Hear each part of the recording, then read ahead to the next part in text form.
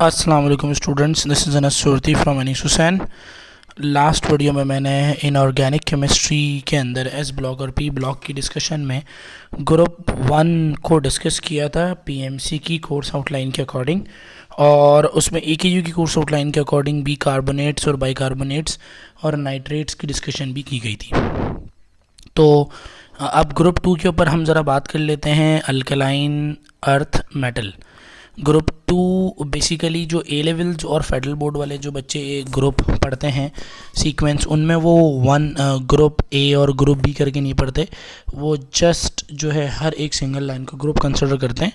तो ये group to है ए लेवल्स और फेडरल बोर्ड की रिस्पेक्ट से, और ग्रुप टू ए है सिंध बोर्ड की रिस्पेक्ट से, और इसको हम अल्कलाइन अर्थ मेटल कहते हैं। बहरहाल इस बहस में पढ़ने के बाद हम आते हैं ज़रा ग्रुप टू से रिलेटेड बातों पर। अगेन ये सारे के सारे मेटल हैं, और मेटल आपको पता है इलेक्ट्रो पॉजिटिव इन नेचर होते हैं, यानी उनकी ये टेंडेंसी होती है कि वो इलेक्ट्रॉन को क्या करें, लूज़ करें। अच्छा, left to right in a period जैसे जैसे आप बढ़ते जाते हैं ना, तो left to right in a period जाने पर हाईली रिएक्टिव से आप अनरिएक्टिव एलिमेंट की तरफ मूव कर रहे होते हैं। तो पीरियोडिक टेबल की स्टार्टिंग में हाईली रिएक्टिव अल्कली मेटल आ जाते हैं। अब आप left to right in a period जब आप जैसे ही मूव करेंगे तो आपके पास ग्रुप टू ए के एलिमेंट्स आएंगे, तो वो लेस रिएक्टिव होते हैं। तो जब ये पॉइंट भी मेंशन हुआ है, और लेस इलेक्ट्रो पॉजिटिव होते हैं, मतलब ये कि इनकी इलेक्ट्रॉन को रिलीज़ करने की एबिलिटी ग्रुप वन ए वालों से कम होती है। ठीक है, यानी इसकी वजह ये है कि असल में इनका न्यूक्लियर चार्ज ज़्यादा होता है। इनका जो न्यूक्लियर चार्ज होता है वो ज़्यादा होता है, तो इनकी वजह से अब इनका न्यूक्लियर चार्ज ज़्यादा है, तो न्यूक्लियर चार्ज ज़्यादा होने की वजह से न्यूक्लियस की फोर्स ऑफ अट्रैक्शन ज़्यादा है। तो फोर्स ऑफ अट्रैक्शन ज़्यादा होने की वजह से यहाँ पे हम लिख देते हैं कि इनका जो न्यूक्लियर चार्ज है वो ज़्यादा है, और न्यूक्लियर चार्ज ज़्यादा होने की वजह से फोर्स ऑफ अट्रैक्शन भी ज़्यादा है, और फोर्स ऑफ अट्रैक्शन ज़्यादा होने की वजह से ये इलेक्ट्रॉन को ज़्यादा लूज़ नहीं कर रहे। अच्छा, एलिमेंट में नामों में beryllium, magnesium, calcium, strontium, barium और रेडियम आ जाते हैं। और आप लोगों को पता होगा कि एल्कली मेटल में फ्रेंशियम रेडियो एक्टिव था, नेचुरली बहुत कम पाया जाता है। यहाँ पे रेडियम रेडियो एक्टिव एलिमेंट है। अच्छा, अल्कली और अल्कलाइन अर्थ मेटल के जो एलिमेंट होते हैं ना, उनकी जो एक्सट्रैक्शन होती है वो उनके सॉल्ट की मोल्टन इलेक्ट्रोलिसिस से की जाती है। ये भी बड़ी इंपॉर्टेंट बात है, ये भी पूछी जा सकती है आपसे। जैसे कि मैग्नीशियम क्लोराइड एक सॉल्ट है, तो उसकी हम मोल्टन इलेक्ट्रोलिसिस करके हम मैग्नीशियम को अलग कर सकते हैं। इसी तरह सोडियम क्लोराइड एक सॉल्ट है,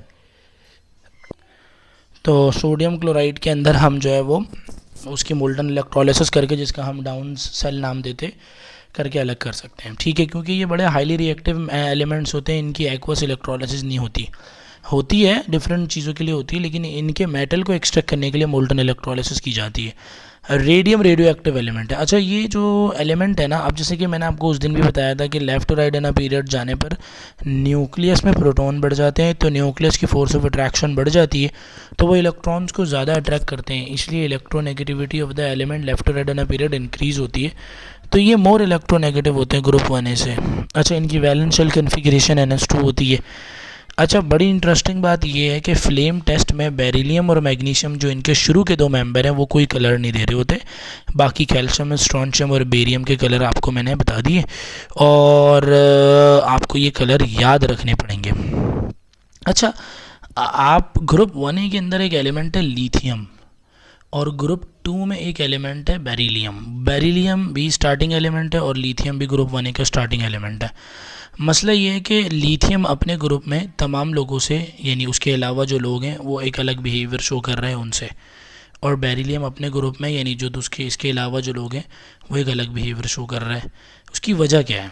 असल में लिथियम और बेरिलियम का साइज़ ऑफ द एटम बहुत छोटा होता है, चार्ज डेंसिटी ज़्यादा होती है, इनके इलेक्ट्रॉन न्यूक्लियस के करीब होते हैं, तो इलेक्ट्रॉन न्यूक्लियस के करीब होने की वजह से फोर्स ऑफ अट्रैक्शन ज़्यादा होती है।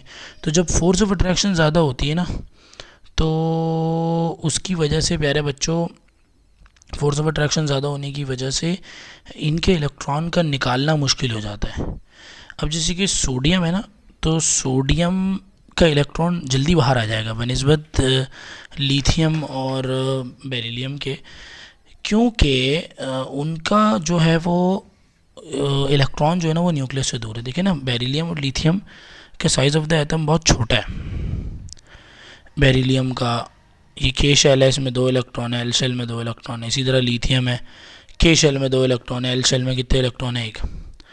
तो साइज़ ऑफ द एटम छोटा है, बहुत छोटे से एरिया में बहुत सारे इलेक्ट्रॉन है, न्यूक्लियस की फोर्स ऑफ अट्रैक्शन बहुत ज़्यादा है। तो जिसकी वजह से लिथियम और जो आपका बेरिलियम है वो कोवेलेंट करेक्टर शो करते हैं। खैर, मैंने इनकी जो अलग अलग बातें हैं वो मैंने यहाँ पे एक जगह जमा करके बता दिए हैं, तो आप ये देख लीजिए। हार्डर देन अल्कली, मैंने कहा ना साइज़ ऑफ द एटम छोटा है, फोर्स ऑफ अट्रैक्शन बहुत ज़्यादा है, तो उसकी वजह से होता है क्या है कि एटम हार्ड हो जाता है बनिस्बत दूसरे तमाम मेटल, अल्कली और अल्कलाइन वो सॉफ्ट होते हैं। लेकिन लिथियम अपने ग्रुप के मेंबर से और बेरिलियम अपने ग्रुप के मेंबर से हार्ड होता है। अच्छा, बेरिलियम लिथियम से ज़्यादा हार्ड होगा क्योंकि left to right in a period nuclear charge बढ़ने की वजह से हार्डनेस बढ़ जाती है। तो लिथियम अपने ग्रुप के तमाम मेंबर में हार्ड है, बेरिलियम अपने ग्रुप में तमाम मेंबर में हार्ड है।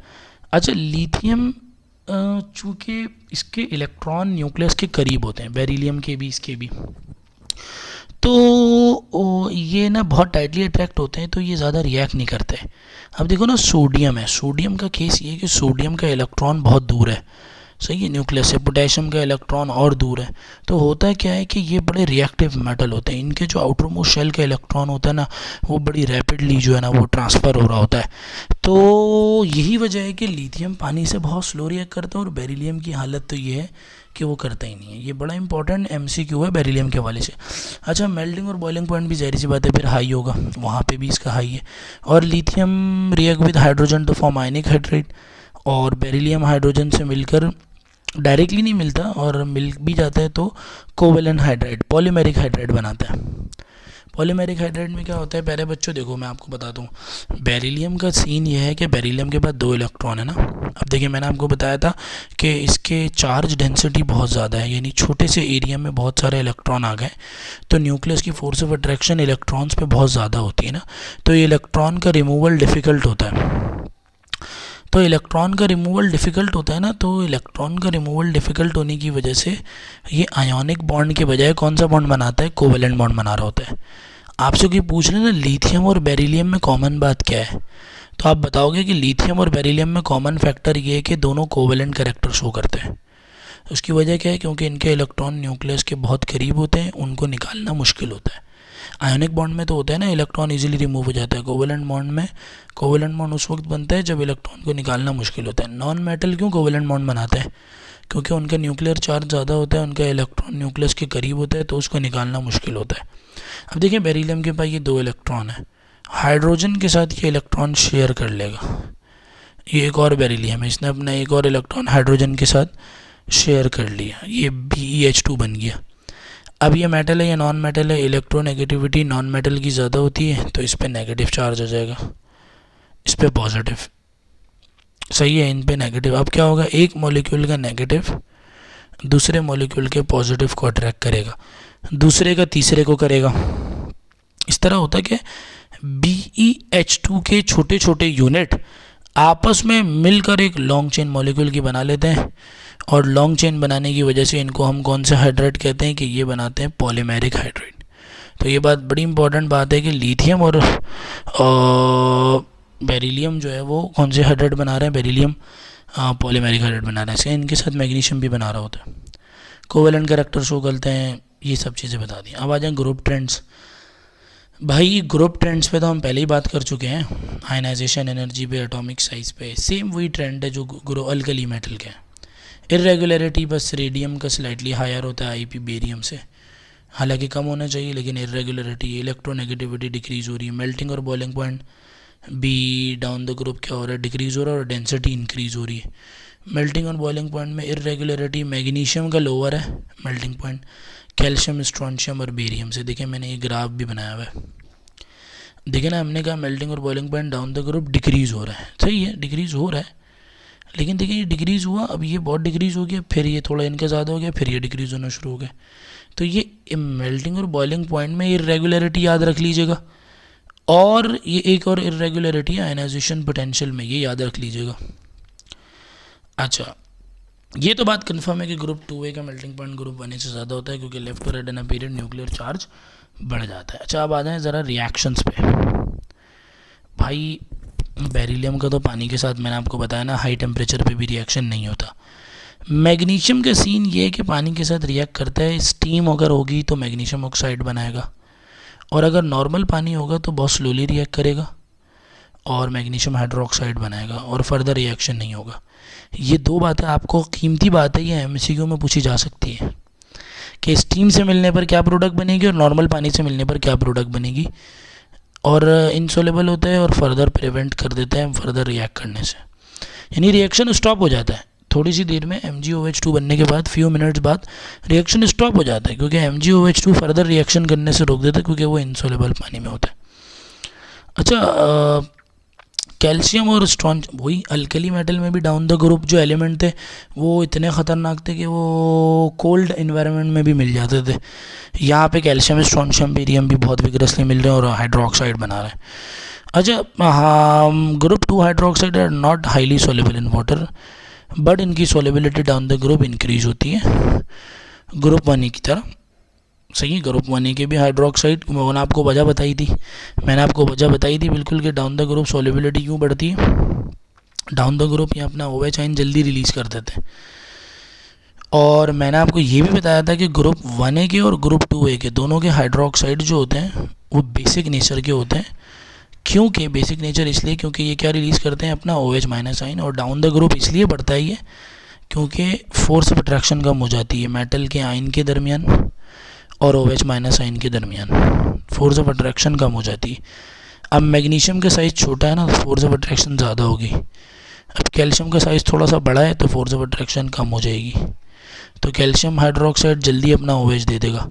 अब स्ट्रॉन्शियम का और बड़ा है तो फोर्स ऑफ अट्रैक्शन और कम हो जाएगी, तो स्ट्रॉन्शियम और जल्दी अपना क्या दे देगा, OH दे देगा। तो ये बात मैंने आपको पहले भी बताई थी, दोबारा बता दी है, बेसिक करेक्टर का होना। अच्छा, कैल्शियम हाइड्रोक्साइड को पानी में मिलाओ तो देखो वाइट प्रेसिपिटेट बनते हैं, मतलब ये निशानी है कि ये लेस सोलेबल है। डाउन द ग्रुप जाने पर अभी सोलेबिलिटी इंक्रीज़ हो रही है। मैग्नीशियम हाइड्रोक्साइड तो सोलेबल नहीं है, बेरिलियम हाइड्रोक्साइड भी सोलेबल नहीं है, कैल्शियम हाइड्रोक्साइड लेस सोलेबल है, सही है, वाइट प्रेसिपिटेट बना रहा है। फिर उसके बाद सोलेबिलिटी इंक्रीज़ हो गई, फिर दूसरे वाले वाइट प्रेसिपिटेट नहीं बना रहा। ऑक्सीजन के साथ रिएक्शन अल्कली मेटल के भी ख़तरनाक होता था, ये भी रिएक्शन कर लेते हैं और नॉर्मल ऑक्साइड बनाते हैं, beryllium, magnesium, calcium, strontium, barium. अच्छा, अल्कली मेटल में तो लिथियम नॉर्मल बनाता था, सोडियम लिमिटेड ऑक्सीजन में नॉर्मल ऑक्साइड बनाता था, हाइक्सिस ऑक्सीजन में पर ऑक्साइड बनाता था, potassium, rubidium, caesium super oxide बनाते थे। यहाँ पे बेरिलियम, मैग्नीशियम, कैल्शियम, स्ट्रॉन्शियम और बेरियम सब नॉर्मल ऑक्साइड बनाते हैं। और लेकिन कैल्शियम, बेरियम और स्ट्रॉन्शियम ये जो है वो प्यारे बच्चों नॉर्मल ऑक्साइड के साथ पर ऑक्साइड भी बनाते हैं। अच्छा, इनकी सॉलिबिलिटी से रिलेटेड बातें की हुई है मैंने यहाँ पे कि कौन कौन इनसॉलेबल है, कौन कौन सॉलेबल है। BeO, बेरिलियम के ऑक्साइड, हाइड्रोक्साइड, एम्फोटेरिक, एल्यूमिनियम के ऑक्साइड। ये बड़ा इंपॉर्टेंट सवाल है कि किस एलिमेंट के ऑक्साइड और हाइड्रोक्साइड एम्फोटेरिक नेचर के होते हैं, ये आपको पता होना चाहिए, ये अक्सर पूछ लिया जाता है, किस एलिमेंट के ऑक्साइड और हाइड्रोक्साइड एम्फोटेरिक नेचर के होते हैं। तो देख लो भाई, ग्रुप बेरिलियम के भी आ गए, बेरिलियम के हो गए, इसी तरह एलुमिनियम के हो गए, इसी तरह जिंक के हो गए, इसी तरह लेड के हो गए, इसी तरह टिन के हो गए। ये ऐसे एलिमेंट हैं जिनके ऑक्साइड और हाइड्रोक्साइड जो है ना प्यारे बच्चों एम्फोटेरिक इन नेचर के होते हैं, यानी वो एसिड से भी रिएक्ट करते हैं, वो बेस से भी रिएक्ट कर लेते हैं। अच्छा, मैंने कहा ना कि देखो सुनो, सिन बोर्ड लिखती है कि beryllium, magnesium, calcium normal oxide बनाते हैं, स्ट्रॉन्शियम और बेरियम पर ऑक्साइड बनाते हैं। लेकिन फेडरल बोर्ड पहले लिखती है कि तमाम के तमाम नॉर्मल ऑक्साइड बनाते हैं, फिर आगे बोलते हैं कि कैल्शियम, बेरियम और स्ट्रॉन्शियम भी पर ऑक्साइड बनाते हैं, लेकिन लिमिटेड ऑक्सीजन की प्रेजेंस में। और ये और कैसे बनता है, डायरेक्टली नहीं बनता, इनडायरेक्टली बनता है।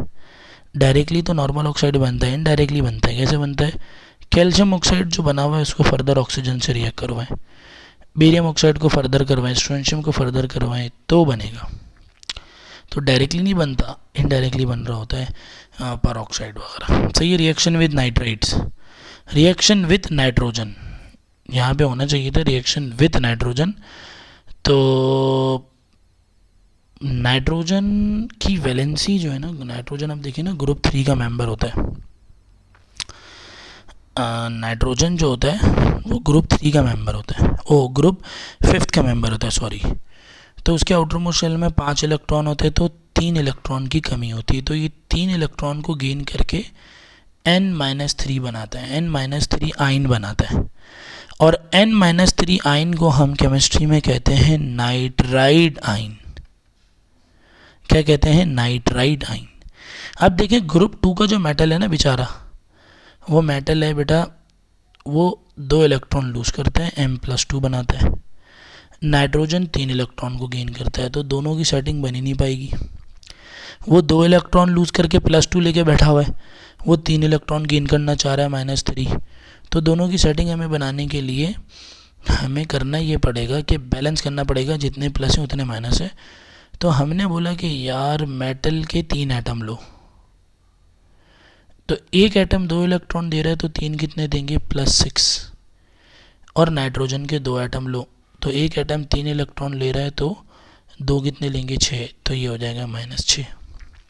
देखो ना, इसमें से एक मेटल 2 दे रहा है, दूसरा मेटल और 2 देगा, तीसरा और 2 देगा, तो टोटल 6 हो गए। 2 नाइट्रोजन 6 इलेक्ट्रॉन को ले लेंगे क्योंकि एक 3 को लेता है।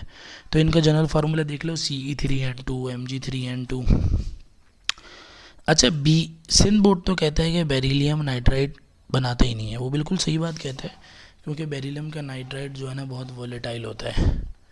तो ये बात बिल्कुल सही है कि बेरिलियम नाइट्राइड नहीं बनाता, इसलिए हमने यहाँ पे मेंशन कर दिया कि बेरिलियम जो है वो नाइट्राइड नहीं बनाता और वो वोलेटाइल होता है। अच्छा, ग्रुप 1A के नाइट्राइड का फार्मूला क्या होगा? इसी तरह अब देखो ना, नाइट्रोजन 3 इलेक्ट्रॉन गेन करता है, ग्रुप 1A वाले मेटल 1 लूज़ करते हैं। तो ग्रुप 1A के मेटल 3 होने चाहिए और 1 नाइट्रोजन होना चाहिए। तो ग्रुप 1A के नाइट्राइड का फार्मूला ये है Na3N K3N Rb3N, इस तरह, ठीक है। तो नाइट्राइड्स के बारे में भी आपको बता दिया। उसके बाद क्लोरीन के साथ तो बहुत आसान रिएक्शन है। Reaction with chlorine, group 2 element react directly with chlorine to form MX2। Solubilities of hydroxide, sulphate and carbonate.